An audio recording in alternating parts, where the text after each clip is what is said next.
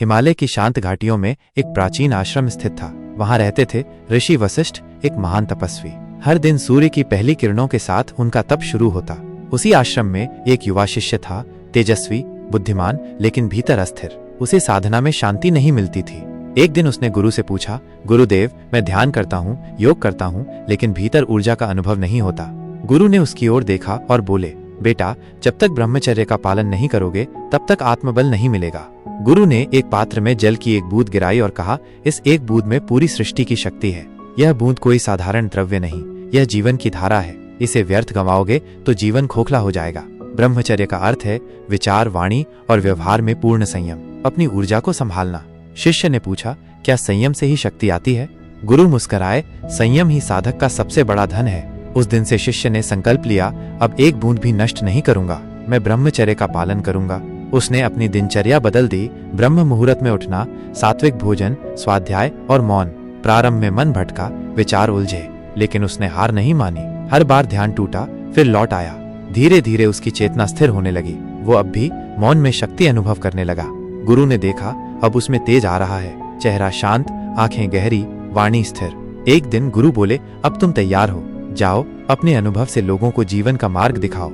शिष्य ने गुरु को प्रणाम किया और ब्रह्मचर्य की ऊर्जा से भरे हुए नगर की ओर प्रस्थान किया। नगर में उसने लोगों को संयम और ब्रह्मचर्य का महत्व बताना शुरू किया। कुछ लोग हंसे, कुछ ने आलोचना की, पर वो अडिग रहा, क्योंकि उसे अपनी शक्ति का अनुभव था।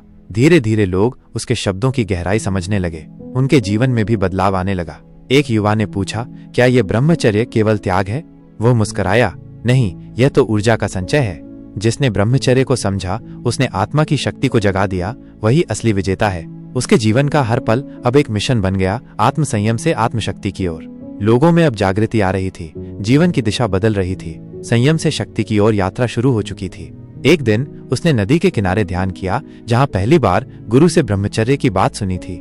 ध्यान में उसने अनुभव किया, एक बूंद भी व्यर्थ न हो तो भीतर ब्रह्म की झलक मिलती है। उसकी आत्मा ने पुकारा, अब एक बूंद भी नष्ट नहीं करोगे। यही जीवन की सच्ची साधना है। ब्रह्मचर्य अब केवल व्रत नहीं था, वह उसकी आत्मा की शक्ति बन चुका था। लोग उसे अब महापुरुष मानने लगे, लेकिन वह कहता, मैं तो बस अपनी बूंद को बचा पाया। उसके शब्द अब वाणी नहीं, मंत्र बन गए, जो जीवन बदलने लगे। गुरु को जब यह ज्ञात हुआ, उन्होंने मौन में आंखें बंद कर ली और कहा, अब वह पूर्ण हो गया है। तो मित्रों, जीवन में यदि आत्मबल चाहिए, तेज चाहिए, तो याद रखो, अब एक बूंद भी नष्ट नहीं करोगे। दोस्तों, जब तक जीवन है, ऊर्जा है, और जब तक ऊर्जा है, संभावनाएं हैं। लेकिन अगर वो ऊर्जा ही व्यर्थ चली जाए, तो जीवन की ऊंचाइयां बस एक सपना बनकर रह जाती हैं। इसलिए याद रखिए, अब एक बूंद भी नष्ट नहीं करोगे। ब्रह्मचर्य कोई बंधन नहीं, बल्कि वो मार्ग है जो तुम्हें तुम्हारे उच्चतम स्वरूप तक पहुंचा सकता है।